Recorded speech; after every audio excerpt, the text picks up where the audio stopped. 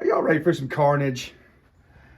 Here's an aftermarket top end I lost the plating on 6 months after a rebuild.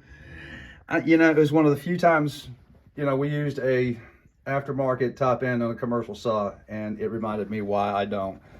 The boss got wallered out. All that plating just went in there and just started chewing everything up. Ran till it wouldn't.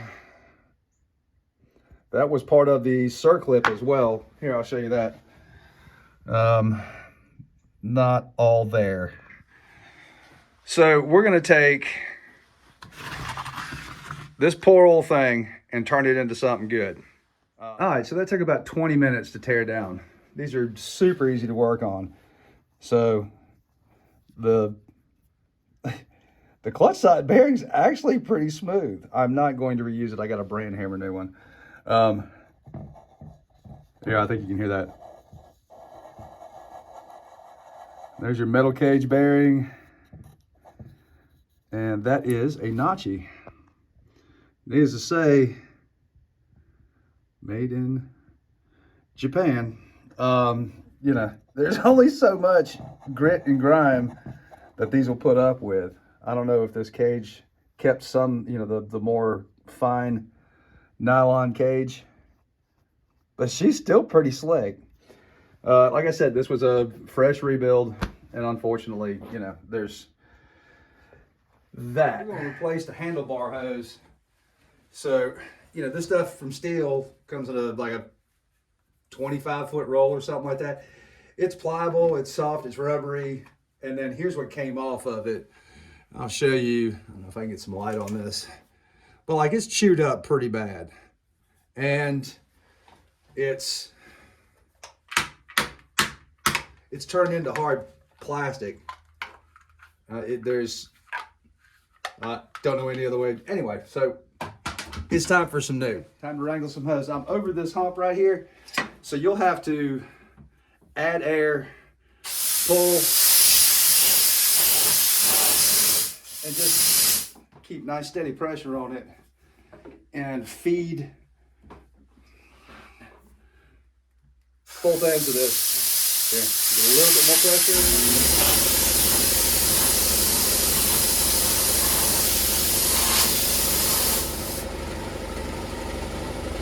We'll come back in just a minute when it's done. Well, that was more of a workout than I intended.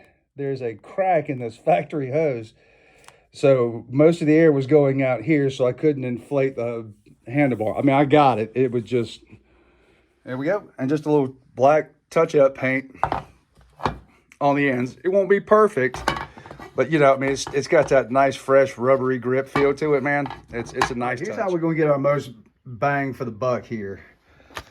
Factory gasket set. So this comes with your case gasket, your base gasket, the reflective tape that goes right here for the heat, and you get both seals for your clutch side and your flywheel side. OEM bearing. I got another one for another project, but there's your number for that. And this is like 25 bucks. Here, let me look. Groove ball bearing, 2781.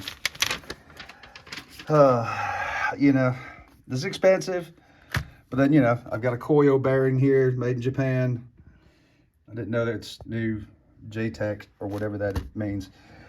And a brand hammer new real OEM top end. Boy, that's an expensive piece of aluminum. Anyway, fresh piston.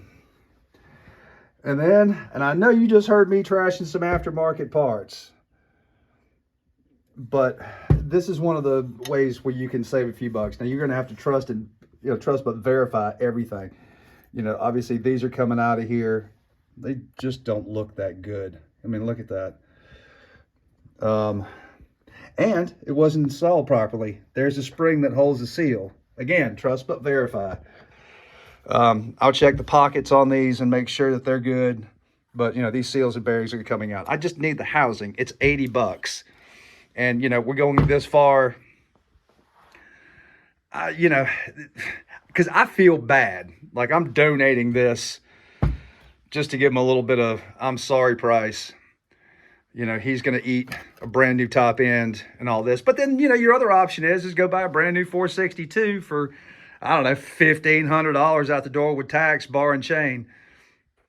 So I grabbed the wrong bearing. The other one was a Koyo, but that was a 6203. This is 6202 Nachi. So, you know, potato, Nachi, whatever. So anyway, this is in there slick as a minute. Everything lined up really nice. Factory gaskets in there. I'm going to pop the seals in.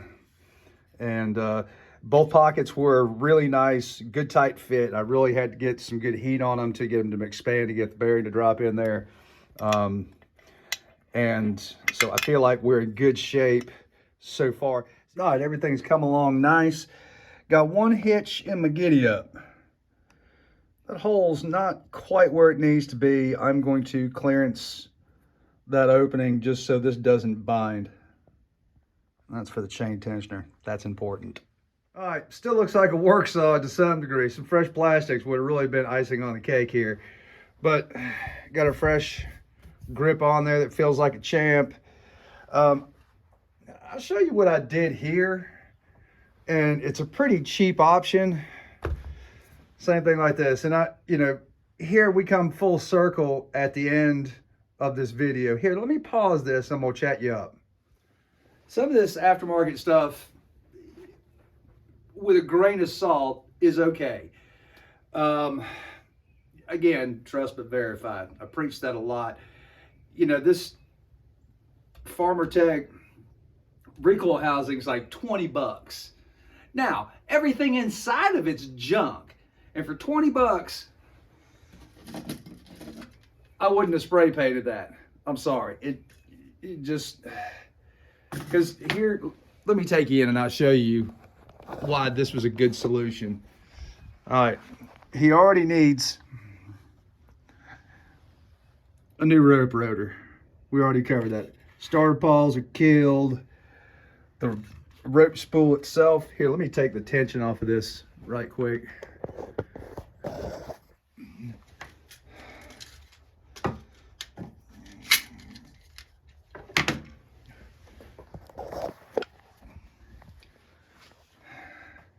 So when we look in here,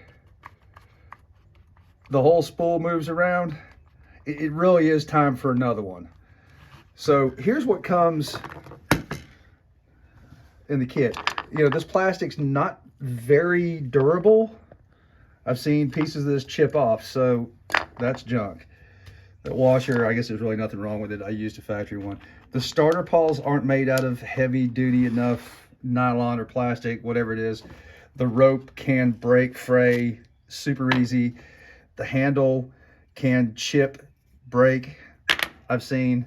So I just don't even bother with that.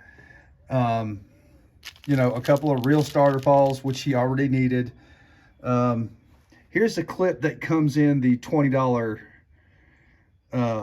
starter housing or $18 starter housing to hold your pawls in place.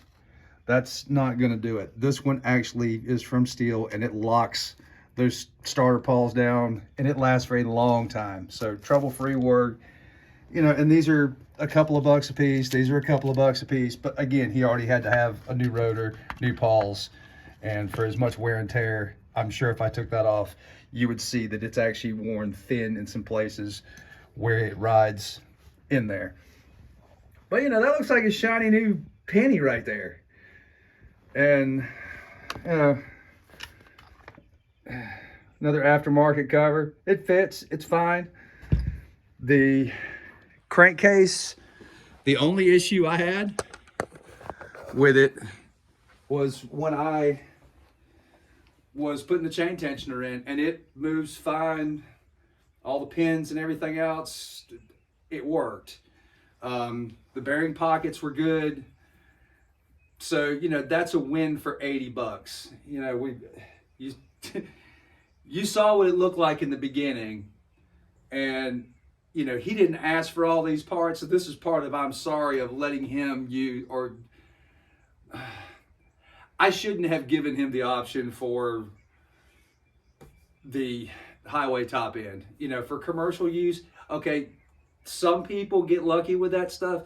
This was an unlucky thing that looks bad on me. You know, we tried. He's good with it. We're good friends. We've known each other for years. So, a little new car smell here. I serviced his Max Flow.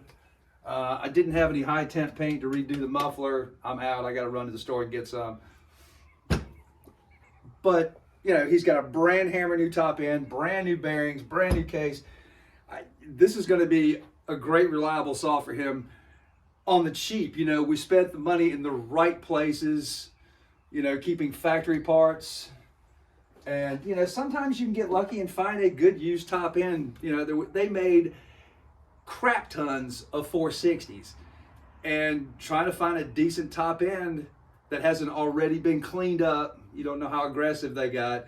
You know, it's kind of a crapshoot. They haven't been out of production too long, but, you know, for $300, tax tag and tip, that was a big spend.